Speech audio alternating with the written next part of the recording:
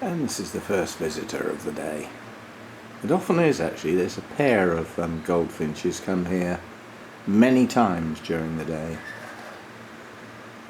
One of our more attractive finches. They love the sunflower hearts.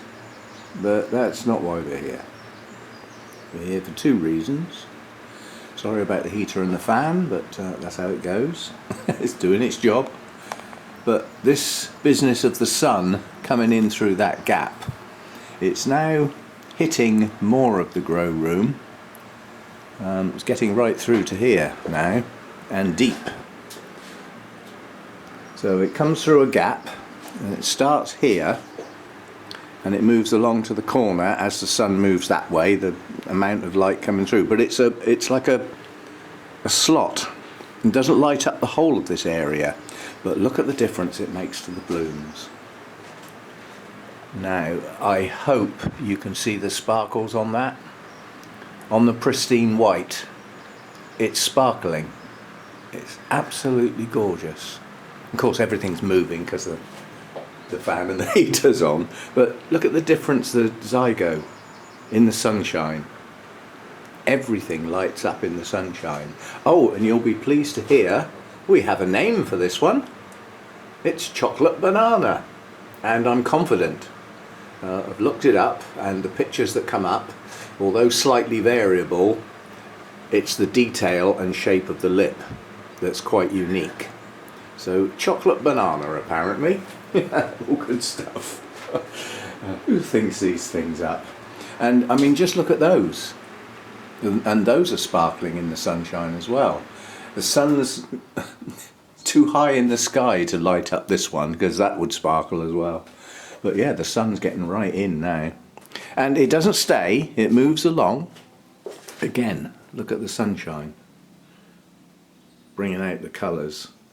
So this is their early morning light session, as far as I'm concerned. It's not strong light. I'm not concerned moving plants or anything like that. But that's one reason for being here. And the second reason, I'm going to have to get down on my knees. And it's poignant, and it might be difficult to say. But out there is my cherry tree. Now, once upon a time that was going to be a bonsai tree.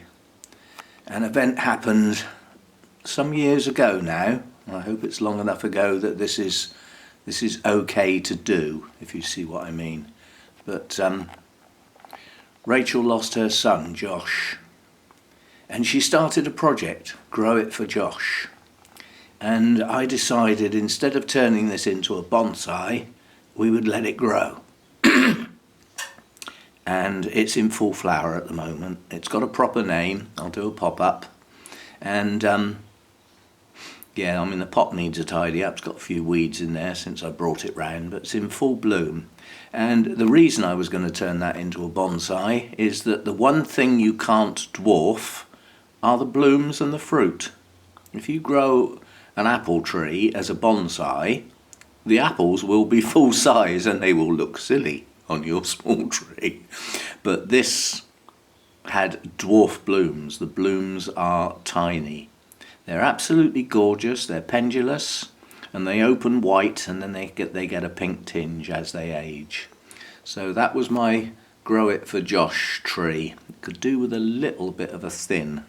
It's got a lot of crossing branches and things, so we might give that a prune later in the year. I doubt if I can get in really close because I'm going through glass and I'm wobbling about because I'm on my knees here. But yeah, it's a pretty tree, and Josh's favourite tree, I believe, was a cherry, which was why I sort of chose it. That had a reason for me. So that's a distant memory, and every year this comes in flower in March, which is the month, and every year I've avoided filming it because you sort of think, how long do you wait before it's going to be okay? Because those memories eventually come with a smile. You remember back with a smile. And the sadness is still there, but you know, it fades as time goes on. Anyway, I just thought I'd show you that. I'm not going outside to film it in my dressing gown. Because here, the neighbours don't think I'm nuts yet. Give them time. Give them time. They'll get there. Right, let's just make sure I've zoomed out again. Whoop, wrong way. There we go. I remember filming a video once. I got halfway through and I thought, there's something wrong. And I couldn't quite work out what it was. And I'd left the video like part zoomed from a previous thing and forgotten to zoom out again. So it's normal sort of thing. I'll just show you this while I'm here. What a beauty! This came from Mixed Masdevallias and it's Masdevallia Inca Prince. And I do believe I'm catching the purple. I think I can see it on the screen. Now there is no purple. There is no purple colour on that bloom. What it is tiny little hairs. And they catch the light. And it's very difficult to get it to show on camera. But I think I'm getting it. But anyway, large bloom, gorgeous colour, and for me this is the Masdevallia shape I like, with the 3 tails, not all crossed over and tangled and all that sort of stuff, and not too long. So anyway, that's just opened. I do believe there's another bud. Yeah, there's another bud coming round here too, so we've got a second one coming on behind. Yeah, lovely bloom, and thanks to Mick for sending that to me. I did actually say I wanted to buy one, and I ended up getting one as a gift. So thank you, Mick. Gorgeous bloom, I love that one.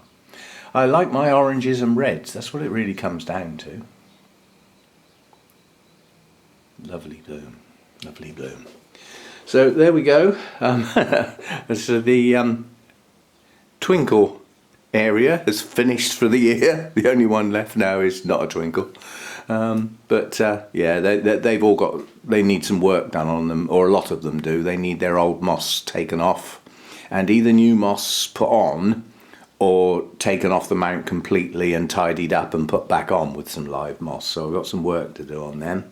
And my carnivorous plant, Sarracenia, something like that. It's got a flower on, and I've never seen one of these in flower before, so I'm really looking forward to what that looks like. Is it going to be spectacular? Is it going to be, who knows? But it's got a bud. I think it's the only one. Yeah, it's the only one. These are new, what's coming up. But anyway, it's been repotted. It can grow on now. It's got room to expand. And hopefully we get a nice lot of shoots this year. It'll have to go back outside, it can't stay in here. Because it needs the sunshine basically, it needs bright light. Although it's good light in here, I don't think it'll be enough for this to thrive. And without the bright light and some sunshine on it during the day, at least for part of the day, it won't colour up, it won't get its purples and reds on the patterning. So, whoops. That's my elbow on the fan. Ow! Right, well that's it for today. I just wanted to point out that this sun is appreciated and it's fired off the fragrance on the zygo already. And it's only been coming through that window about 10 minutes and already it's filling this place with fragrance now because both zygos have got light on them and they seem to react to the change of light. They need an increase in light to some degree. And obviously the change from, I mean it's early morning at the moment, I don't know what it is, I don't even think it's 7:30 yet. Where's my clock gone? Oh, there it is. Oh, 7:45. So it's early morning sunshine, so I'm not worried about that on my plants. And as I said, as the summer progresses, that sun's going to get higher in the sky as it comes through that gap. And eventually it'll be up in the tree, and then at that time the tree will have leaves on. So as it gets its strength, hopefully it'll be filtered and we still don't have to shade.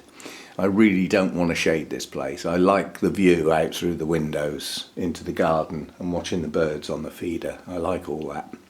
Anyway, just a quick video. That's all you're going to get today. I've got to go out basically. I've got stuff to do outside. And what I'm doing may be of interest. I'm going to get all the different types of compost to mix together to repot some of the bonsai. And I'm hoping to get my metal round table from the other house, which I don't think is going to fit in the car. I might have to strap it on the roof, but I'm determined to get it back here somehow or other. I'm going to go and attempt to do that today, but it depends on the next door neighbour being in. I've got no way of contacting them without going and knocking on the door, basically, so I may get that wrong and have to go back again tomorrow at the weekend, when they probably are more likely to be in. So we're going to have a go at getting the table and getting all the different types of composts and everything. And these tubs out here, in the main, they've either got nothing or weeds in them. I mean, one of them's actually got foxgloves in, so that's not weeds. And I've got my rosemary as well. And Hannah just said, bring the blue pots, they'll look nice. So we did. But that giant blue pot there's got nothing in it. And I know what's going in that. That's going to have a buddleia in it for the butterflies. I need to get some things in here. The butterflies would be transient.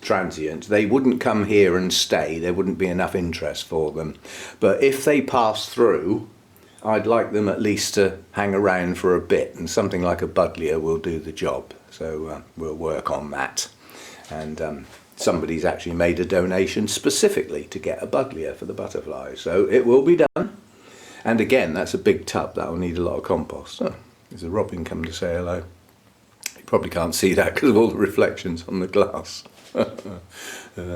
Anyway, that's it for today, and I'll see you next time. Thanks for dropping by, and just spare a thought. Just spare a thought, you know. Anniversaries and things come round, and they're not all happy ones, but hopefully this one can at least be thought back on with a smile nowadays. So yeah, there we go. See you next time.